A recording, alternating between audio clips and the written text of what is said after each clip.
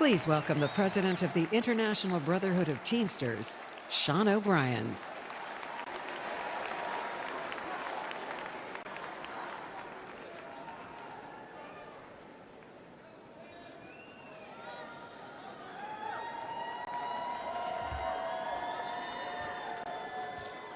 Greetings, delegates and guests. I'm Sean O'Brien, General President of the International Brotherhood of Teamsters.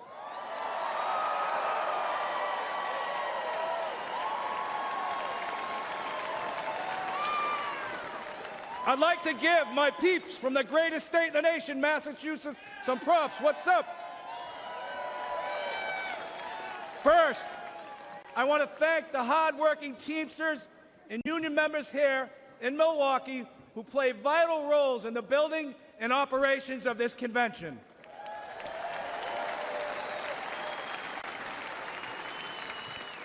I also want to thank President Donald Trump for opening the RNC's doors to the Teamsters Union and inviting me to speak before you tonight.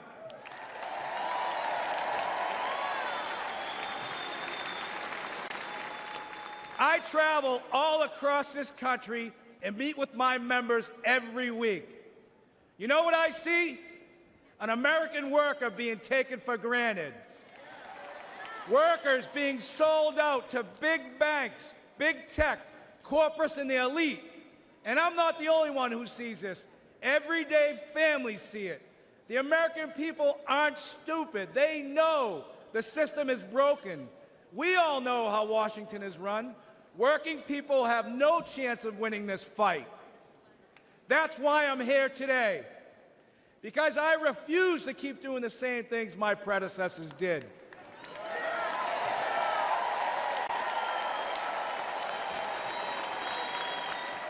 Today, the Teamsters are here to say we are not beholden to anyone or any party.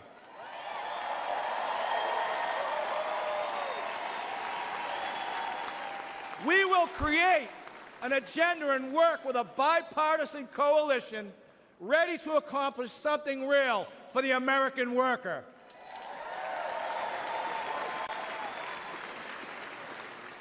And I don't care about getting criticized. It's an honor to be the first Teamster in our 121-year history to address the Republican National Convention.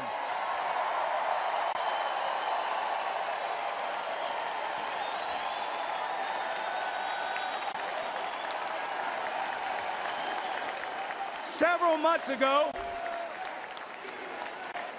I asked the RNC and the DNC for the opportunity to speak. To be frank, when President Trump invited me to speak at this convention, there was political unrest on the left and on the right. Hard to believe. Anti-union groups demanded the president rescind his invitation. The left called me a traitor.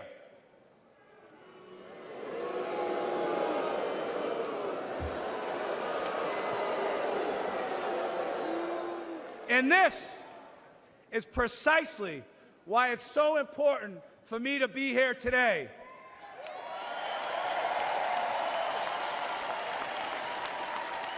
Think about this. Think about this. The Teamsters are doing something correct if the extremes in both parties think I shouldn't be on this stage.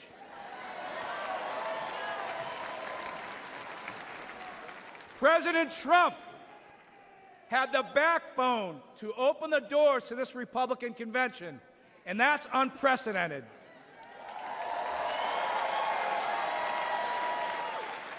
No other nominee in the race would have invited the Teamsters into this arena. Now, you can have whatever opinion you want, but one thing is clear. President Trump is a candidate who is not afraid of hearing from new, loud, and often critical voices.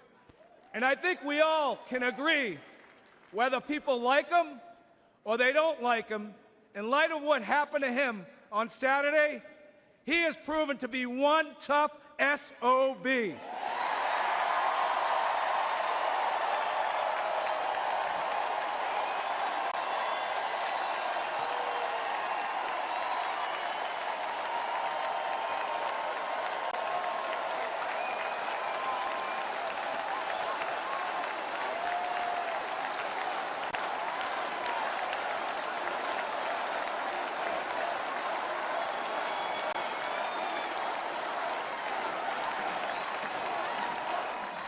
Now, when I won the presidency of the Teamsters in a national election 2.5 years ago, we started reaching across the aisle. In the past, the Teamsters have endorsed GOP candidates, including Nixon, Reagan, and George H.W. Bush. But over the last 40 years, the Republican Party has really pursued strong relationships with organized labor. There are some in the party who stand in active opposition to labor unions. This, too, must change. And I want to be clear. At the end of the day, the Teamsters are not interested if you have a D, R, or an I next to your name. We want to know one thing. What are you doing to help American workers?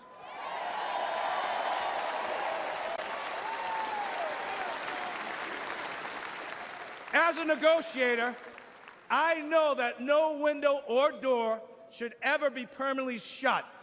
In my administration, the Teamsters reached out to 8 Republican senators who stood up for railroad Teamsters over our fight for paid sick leave. Josh Hawley was one of them.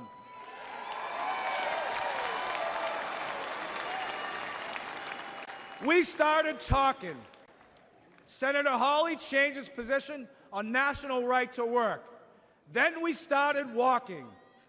Senator Hawley walked a Teamsters picket line in St. Louis and a UAW picket line in Wentzville, Missouri. More than that, I want to recognize Senator Hawley for his direct, relentless, and pointed questioning of corporate talking heads, lawyers, CEOs, and apologists. He has shown he is not willing to accept their pillaging of working people's pocketbooks.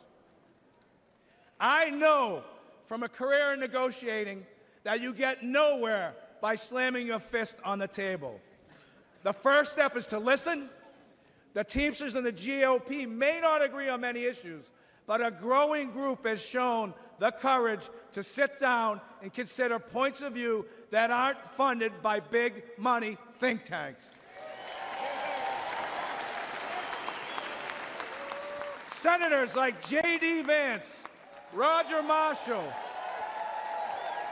and Representatives Nicole Malliotakis, Mike Lawler, and Brian Fitzpatrick are among elected officials who truly care about working people.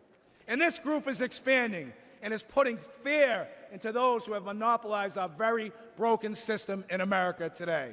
There are far too many people on both sides of the aisle still caught up in knee-jerk reactions to unions, who subscribe to the same tired claptrap that unions destroy American companies. Take a moment to consider United Parcel Service, which is the largest private sector logistics company, and it's been unionized for more than 100 years. More than 350,000 Teamsters make it run. We work for good middle-class wages, quality health care, and secure pensions. There are work rules that ensure fairness and due process for both sides. UPS is the most efficient package delivery company in the world.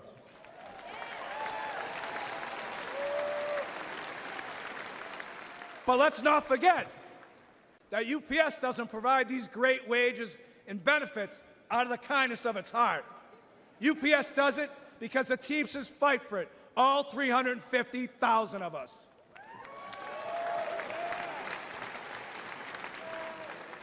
You know, corporatists hate when working people join together to form unions.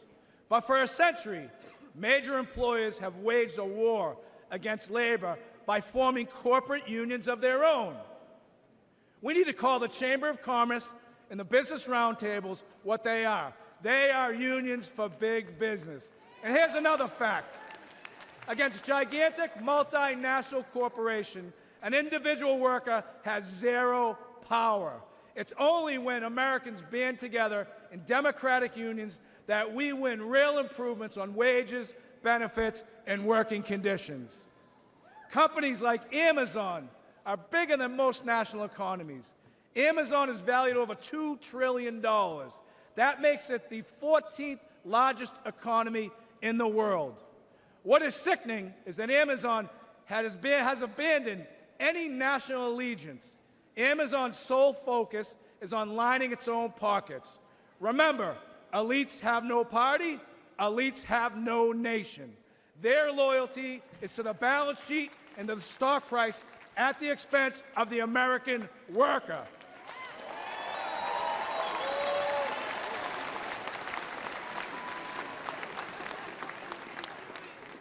In my office in Washington, D.C., I can see the United States Capitol from my window. I see well-intentioned people arrive in Washington and get eaten up by an unforgiving system. The responsibility to average Americans takes a back seat. The objective now becomes survival. Fundraiser after fundraiser. Corporate consultants hedge every initiative. The Hill crawls with lifers, bouncing from government jobs to corporate jobs and back again. I think we can all agree D.C. is a pretty treacherous area. Most legislation is never meant to go anywhere, and it's all talk. And in America, talk isn't cheap. It's very expensive, and it comes at the cost of our own country. Working people know our system is broken. The elites are not laboring on behalf of workers. There is a political caste system that prevents citizens from accessing their representatives to hold them accountable. For a moment in time, working people in America were seen as essential. Sadly, it took a global pandemic for political and corporate elites to notice this fact. But ask yourself this question. Since the end of the pandemic, when was the last time you heard major news outlets regularly refer to workers as essential? You haven't. The men and women who provide goods and services, deliver packages, stock grocery shelves, care for patients, pick up your trash, and keep our communities safe are taken for granted. All the while, the stock market booms, housing prices hit record highs, and corporate salaries skyrocket. But the income of everyday Americans are shrinking in the face of inflation. At the gas pumps, at the grocery store, with the electrical bill, and with the car insurance. This has got to change.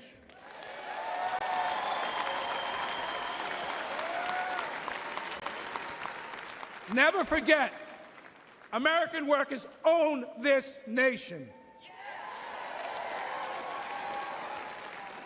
We are not renters. We are not tenants. But the corporate elite treat us like squatters, and that is a crime. We've got to fix it. Now, this will shock you. This will shock you. To paraphrase Senator Mark Wayne Mullen, it's time for both sides of Congress to stand their butts up. We need trade policies that put American workers first. It needs to be easier for companies to remain in America. We need legal protections that make it safer for workers to get a contract. We must stop corporations from abandoning local communities to inflate their bottom line. We need meaningful bankruptcy reform. Today, corporate vultures buy up companies like Yellow Freight with the intent of driving them into bankruptcy and feasting on their remains. The courts leave workers begging for crumbs as third-tier creditors. Labor law must be reformed. Americans vote for a union but can never get a union contract. Companies fire workers who try to join unions and hide behind toothless laws that are meant to protect working people but are manipulated to benefit corporations. This is economic terrorism at its best. An individual cannot withstand such an assault. A fired worker cannot afford corporate delays, and these greedy employers know it. There are no consequences for the company, only the worker. We need corporate welfare reform. Under our current system, massive companies like Amazon, Uber, Lyft, and Walmart take zero responsibilities for the workers they employ. These companies offer no real health insurance, no retirement benefits, no paid leave, relying on underfunded public assistance. And who foots the bill? The individual taxpayer. The biggest recipients of welfare in this country are corporations, and this is real corruption. We must put workers first. What could be more important to the security of our nation than a long-term investment in the American worker? In 2021, Teamsters nationwide elected me to fight for them, and that's precisely what I'm doing. Something is wrong in this country, and we need to say it out loud. I will always speak for America and the American worker, both union and non-union. I challenge each and every one of you, and especially my friends on the Democratic side, to embrace cooperation, to truly collaborate, to achieve meaningful and productive change, to ensure we make this great nation in this world the bigger, faster, and strongest nation in the entire world. I love this country. The Teamsters love this country. Our 1.3 million members move America on the roads, in the ports, on the rail, and in the air. And at the end of the day, if the powers to be stop me from raising my voice on behalf of American workers, I will not have one single regret. I still carry my commercial driver's license. I still have my place on the union seniority list. You'll find me back in Boston driving a tractor-trailer, delivering equipment for Shaughnessy and Ahern, because I have the protection of a union contract that gives me the freedom to speak my mind and to fight like hell. God bless the greatest nation. Thank you very much.